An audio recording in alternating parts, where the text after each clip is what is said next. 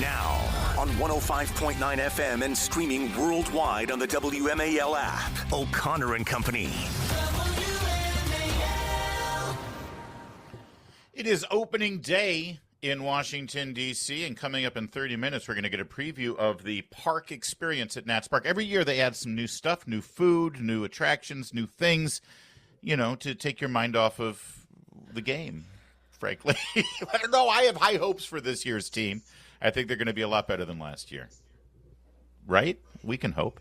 It's 8:07. It's O'Connor and Company. Larry and Julie this morning, this Thursday. Good morning, Julie. Morning. Joining us right now is a friend of the show and a fan favorite. She's the former Deputy National Security Advisor to President Trump, author of the book Revolution.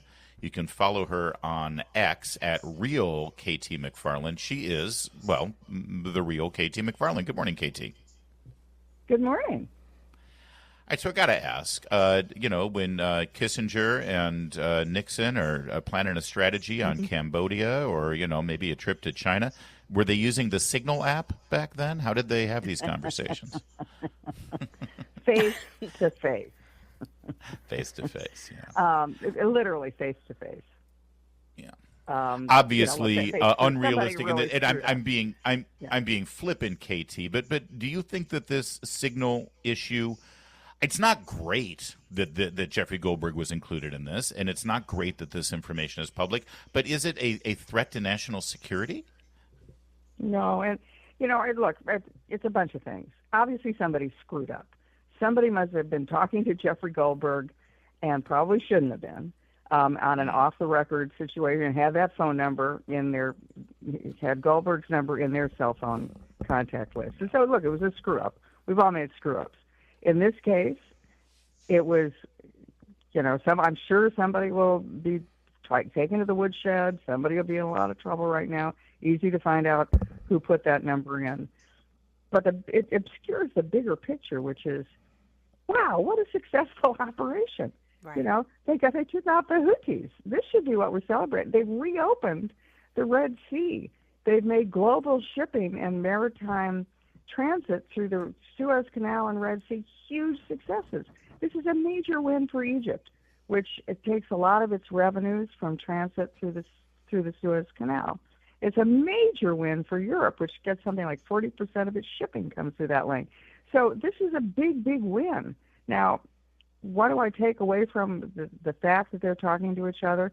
I'd always wondered, because, I was in the first Trump term, and I know how long it takes to make these decisions, because you have a deputies meeting in the Situation Room, and everybody debates it from all the different agencies. Then it moves up to the principals, which is the cabinet officers themselves. Then it's taken to the president. So I can never figure out, how are they making these quick decisions in real time and achieving so much so quickly? And it's because they're all talking to each other in real time. And it's not the aides who are talking to each other. It's the top guys who are talking to each other. So that was my number one takeaway from the substance of it. And the second one is they all seem to be getting along. Yeah. Normally in Washington, what is the biggest war in Washington? Between the State Department and the Defense Department. These guys are all talking to each other. They're sharing their concerns, but they all realize finally who's the boss, and that's President Trump. It's not like it was in the first Trump term where the agencies were fighting with each other, or a lot of the cabinet officials thought that their job was to rein Trump in or to change his mind. It was so, I don't know, my takeaway from it is this is a really good group of people who are capable at the top levels. They're talking to each other, they're getting stuff done, and somebody screwed up big time. But it's going to be done. It'll be over and done. One other thing that I thought it revealed, though, is just how, I know we know this, but how bloodthirsty the media is to have a scandal, and that everything is going to be, the sky is falling, everyone needs to resign, the president needs to resign, and everyone needs to go to jail. They're going to have this reaction no matter what. Firing squad. They're going to have a firing squad. No, look, they just cannot bear the fact that there's another Trump success. So they've got to find something wrong with it. And they were all and when you think about the insignificance of this compared to all the massive successes President Trump has had in foreign policy and domestic policy, this is kind of thin gruel, right? If this is the biggest problem they can come up with. The other thing, though, Joy, that struck me was they're saying in private exactly what they're saying in public. Yes. So unlike most administrations where they never, you never say in public what you're saying in private. You never say anything controversial in public because God forbid. But these guys are straightforward. What you see is what you get. Right. So all in all, I'm taking away from this is going to be a very successful administration because these are really top people. Yeah. Meanwhile, KT, we're seeing some really interesting movements right now in the Middle East and going after some of the really bad guys who were allowed to sort of be bad, right?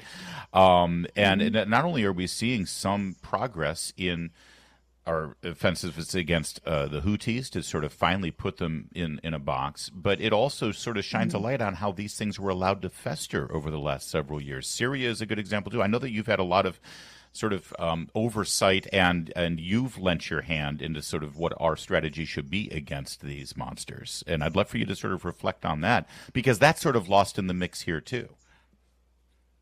Yeah, they were all getting away with whatever they wanted to get away with. And there was and the Biden administration mindset and approach was, well, let's not get them too upset.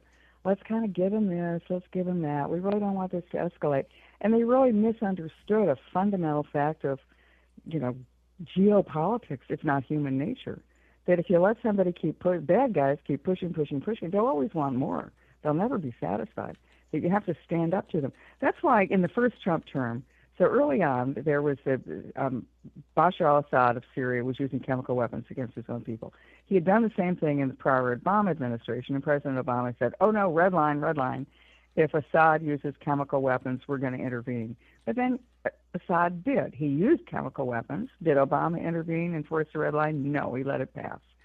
So when President Trump comes in, Assad's using chemical weapons again. Trump doesn't, jump up and down and become hysterical. He just bombs them, and he takes out the airfields that were being used for the flights to use the chemical weapons. So what does that do? It does a couple of things. Well, it takes out the threat, right? But it also puts a massive deterrent fear in the minds of all the bad guys, completely contrary to what the Obama administration had done with its impeachment. So what happened during the Trump first term? Assad was in his box, never used chemical weapons. Israel was protected. Iran did not fund the proxies. Iran did not orchestrate attacks against Israel. Russia didn't invade anybody. And he got a good trade deal with China. I think one of the reasons Trump got a good trade deal with China later was because when the attack had been announced, President Trump was sitting shoulder to shoulder with the Chinese president in Mar-a-Lago enjoying dessert, chocolate cake. And that's when President Trump got the word that the Syrian attack had been 100% successful. And he turned to the Chinese president and said, oh, by the way, we've just taken out the airfields. And that's when the Chinese president said to the translator, please repeat.